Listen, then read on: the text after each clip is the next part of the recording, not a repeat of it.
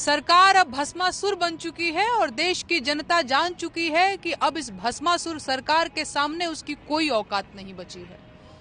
सरकार जब चाहेगी उसे भस्म कर देगी और कोई पूछने नहीं आएगा, क्योंकि सवाल पूछने वाले देशद्रोही होते हैं और देशद्रोहियों के लिए इस देश में कोई माफी नहीं है। सैकड़ों साल पुराने घाट तोड़ दिए गए। वीडियो वायरल हुआ तो सरकार ने एआई बताकर पल्ला झाड़ लिया। घाट खत्म, पैसा हजम।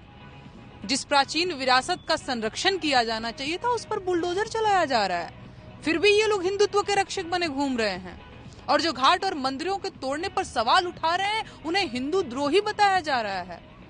गजब अंधेर है भाई। इस डरी हुई जनता को नाली का पानी पीकर मर जाना मंजूर है। उसे अपनी बेटियों से स्पेशल सर्विस मांगे जाने से भी कोई दिक्कत नहीं है। वो भगदड़ में कुचले जाने और बेवजह के बम धमाकों में भी मर जाने को तैयार है, लेकिन उसे सरकार से सवाल पूछना मंजूर नहीं है, क्योंकि सरकार से सवाल पूछना देशद्रोह है और सरकार की मर्जी के खिलाफ जाकर देश की जनता देशद्रोही नहीं बनना चाहती। जनता अब ये बात समझ चुकी है कि इस देश की सरकार को उसकी जरूरत नहीं है, 5 साल बाद भी नहीं।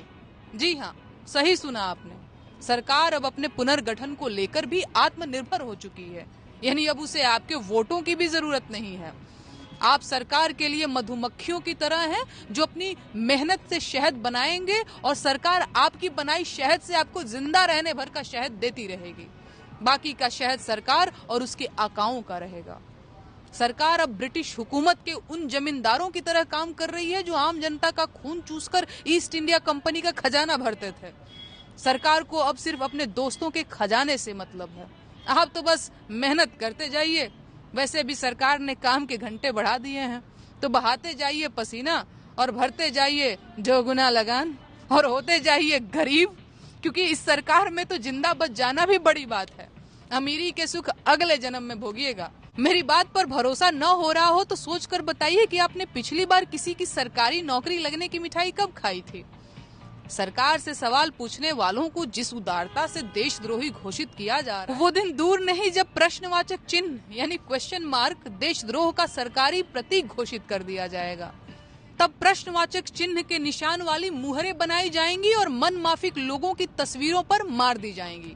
देशद्रोह का प्रतीक बन चुका ये निशान पीले सितारे की तरह इन सवाल पूछने वालों के शरीर पर टैटू कर दिया जाएगा और फिर एक दिन इन्हें इकट्ठा करके डिटेंशन कैंप में भेज दिया जाएगा, जहां से ये लोग कभी वापस नहीं आएंगे। अरे आप लोग हंस रहे हैं? आपको लग रहा है मैं कोई मजाक कर रही हूँ? बिल्कुल नहीं। मेरा यकीन कीजिए, मैं जो कुछ भी कह रही हूँ खुद आपके मन में उसकी आशंका बहुत पहले से है। इस देश की जनता डरी हुई तो है, लेकिन ये कोई इस्लामोफोबिया नहीं है। उसका असली डर तो इस सरकार की जन विरोधी नीतियां हैं जो उसके भविष्य को उद्योगपतियों की भट्टी में झोंकने की मंशा रखती हैं। पेंशन खत्म, पक्की नौकरियां खत्म, vacancy zero, paper out, school बंद, कदम कदम पर ठेके, अस्पताल बदहाल, जंगल खत्म, हवा जहरीली, पानी विषैला। अगर यही विकास है तो विनाश क्या है? आम आदमी के सपनों की राख से सेठों की सीमेंट तैयार की जा रही है।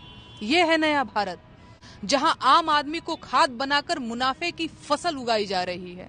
इस मुनाफे में आप हिस्सेदार हैं या लागत, इस पर विचार कीजिएगा और खोज कर बताइए कि संसाधनों की इस लूट में वो हिंदू राष्ट्र कहाँ है जिसके नाम पर इस अंधेर नगरी का मंचन हो रहा है।